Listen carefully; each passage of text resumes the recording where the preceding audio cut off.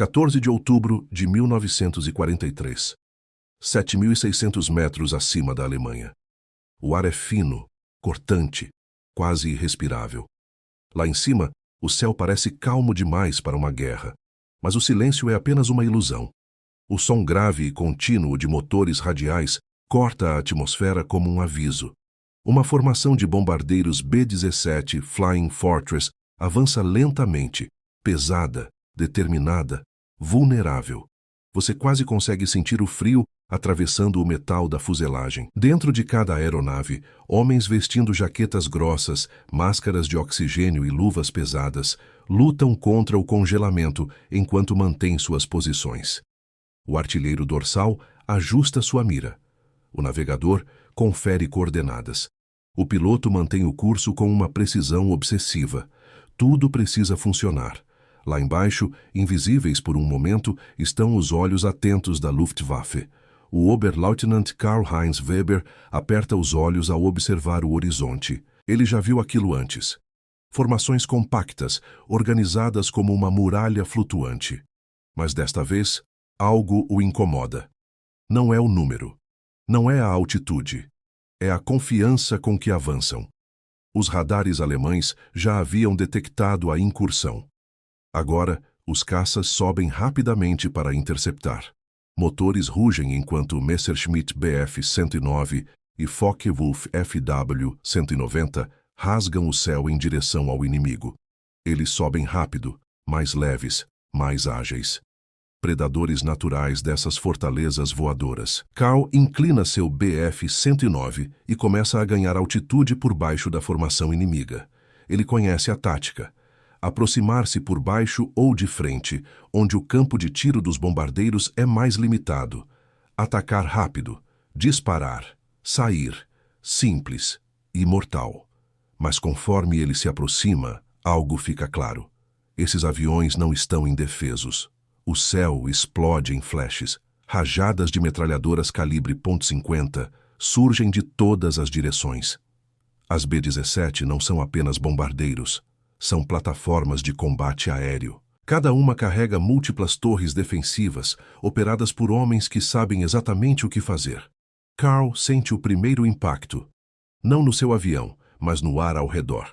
Balas passam zunindo, traçando linhas invisíveis que podem significar o fim em segundos.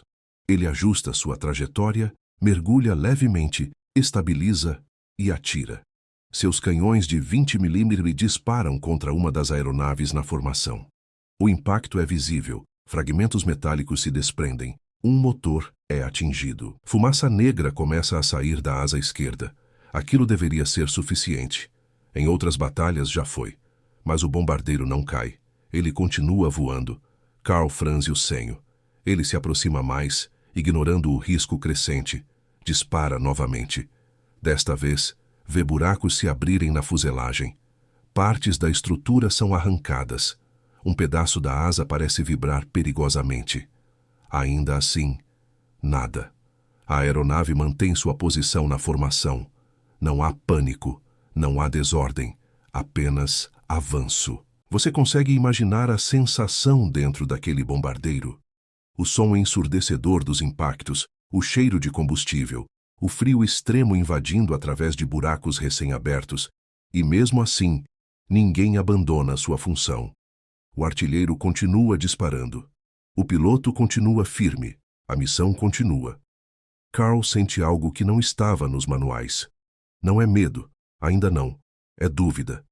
Ele se afasta rapidamente para evitar o fogo cruzado, o coração acelerado. Ao olhar para trás, ele vê outros caças alemães fazendo o mesmo. Atacando, atingindo, recuando. E os bombardeiros continuam, uma formação inteira, avançando como se ignorasse a própria destruição. Mais rajadas atingem outra B-17, um motor explode em chamas. A hélice se solta. A asa está claramente danificada. Por um instante, parece que ela vai cair, mas não cai. Ela perde altitude, lentamente, mas permanece no ar. Karl não consegue desviar o olhar.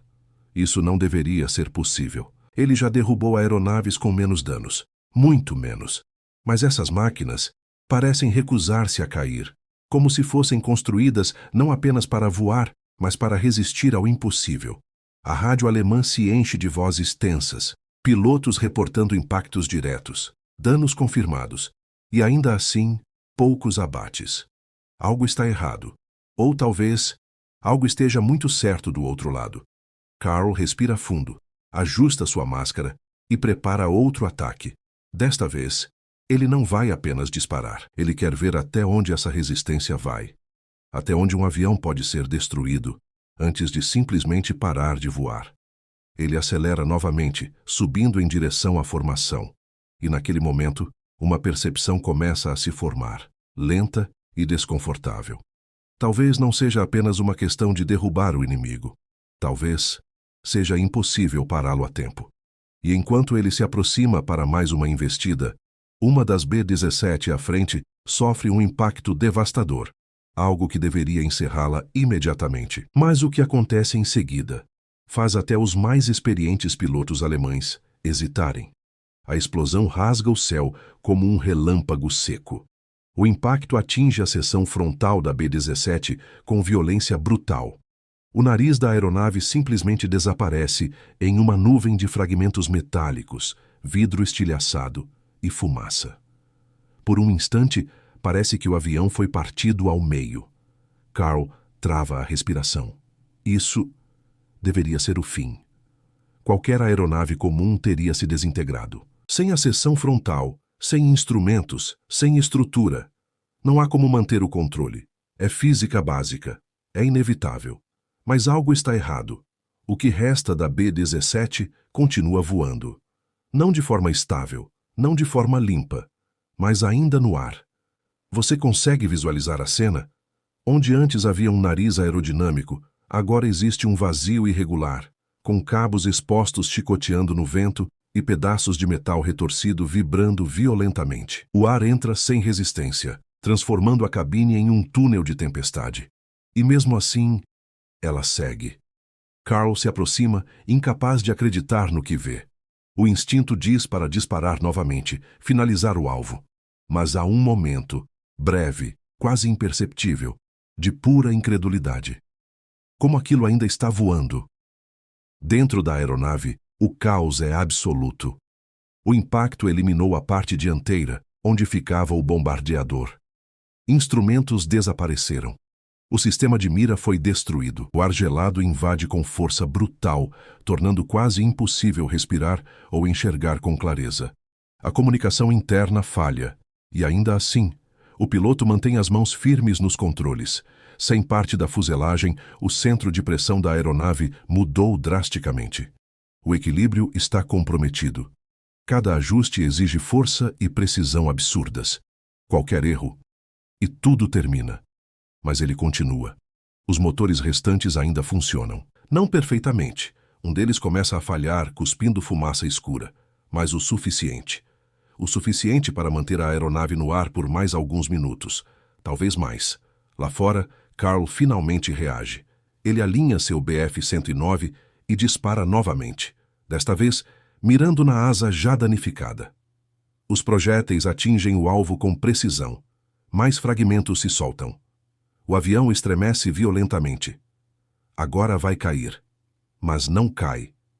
A formação americana, mesmo sob ataque constante, não se desfaz. As B-17 danificadas não são abandonadas imediatamente. Elas lutam para permanecer com o grupo, protegidas pelo fogo cruzado das outras aeronaves. É uma estratégia, e está funcionando. Carl percebe isso tarde demais. Cada bombardeiro não é apenas uma unidade isolada. É parte de um sistema defensivo coletivo. Atacar um significa entrar no alcance de vários outros. E quanto mais tempo um alvo permanece no ar, mais perigoso ele se torna, mesmo danificado. Outro caça alemão passa em alta velocidade, dispara e quase é atingido por uma rajada defensiva. Ele se afasta abruptamente. A formação continua avançando, lenta, implacável. Aquela B-17 sem nariz ainda está lá, perdendo altitude agora, gradualmente, mas ainda voando. Carl sente algo diferente desta vez. Não é mais dúvida, é desconforto. Essa máquina deveria estar caindo em chamas. Deveria ser destroços espalhados no céu. Mas, em vez disso, está desafiando tudo o que ele aprendeu sobre combate aéreo. E não é a única. Ele observa ao redor. Outra B-17 com um buraco enorme na asa direita, ainda voando. Uma terceira com 2 motores inoperantes, lutando para manter a formação. Uma quarta, parcialmente incendiada, mas ainda avançando. Isso não é normal. Isso não é sustentável. Mas está acontecendo. O rádio volta a chiar com vozes alemãs, agora mais tensas. Relatos de múltiplos impactos. Confirmações visuais de danos severos. E ainda assim, poucas quedas confirmadas. Os números não fecham. Carl ajusta sua trajetória, afastando-se momentaneamente da formação. Ele precisa de alguns segundos para reorganizar o pensamento. O treinamento diz que o inimigo deve ceder sob dano crítico, que há um limite claro entre funcional e destruído. Mas aqui, esse limite parece não existir. Ele olha novamente para a B-17 mutilada. Agora está claramente ficando para trás. A formação começa a se afastar. Ela não consegue mais acompanhar o ritmo. Sozinha torna-se um alvo fácil. É agora. Carl gira sua aeronave, mergulha levemente e se posiciona para o ataque final. Desta vez, não há distrações. Não há múltiplos alvos. Apenas ele. E aquela máquina que se recusa a cair. Ele se aproxima rapidamente. O alvo cresce no visor. Dá para ver detalhes agora. Estrutura aberta. Superfícies rasgadas. Um dos artilheiros ainda em posição, mesmo exposto ao vento brutal. Ainda operando sua arma. Isso não faz sentido. Carl dispara. Os projéteis atingem a fuselagem restante. Mais danos. Mais fragmentos. O avião perde mais altitude, inclinando perigosamente. Agora, finalmente, parece que vai ceder. Mas no último instante, algo inesperado acontece. A aeronave estabiliza.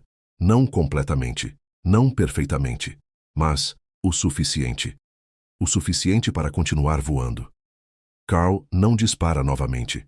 Pela primeira vez desde que decolou, ele hesita, porque naquele momento a pergunta deixa de ser como derrubar isso e passa a ser outra. Quanto mais isso pode suportar?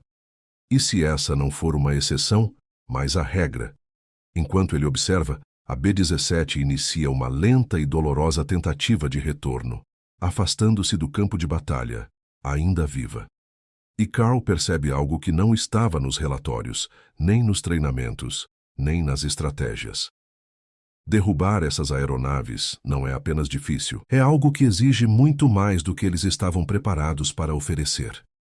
O silêncio no cockpit de Carl não é real. O motor ainda vibra, o rádio ainda chia, o vento ainda rasga a fuselagem do seu Bf-109, mas, por um instante, tudo parece distante. Como se o que ele acabou de presenciar tivesse deslocado sua atenção para outro lugar. Não é apenas combate aéreo, não é apenas mais uma missão, é outra coisa. Lá à frente, a B-17 mutilada continua seu caminho, lenta, irregular, mas viva. Cada segundo que ela permanece no ar contradiz tudo o que ele conhece. Carl não a segue, não dessa vez. Ele observa. A distância aumenta gradualmente, e com ela cresce uma compreensão desconfortável. Aquela aeronave não venceu o combate. Ela não derrotou seus atacantes, mas também não caiu. E naquele contexto, isso é o suficiente. Porque cada bombardeiro que sobrevive cumpre sua função.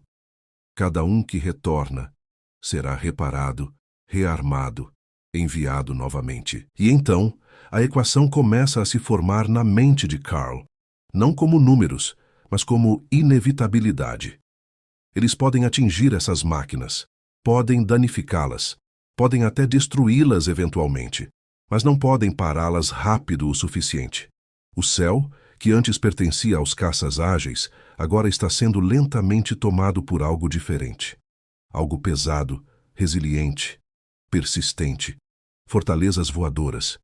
Ele olha ao redor mais uma vez. Outras B-17 ainda estão lá, agora mais distantes, mantendo sua formação como se nada tivesse acontecido.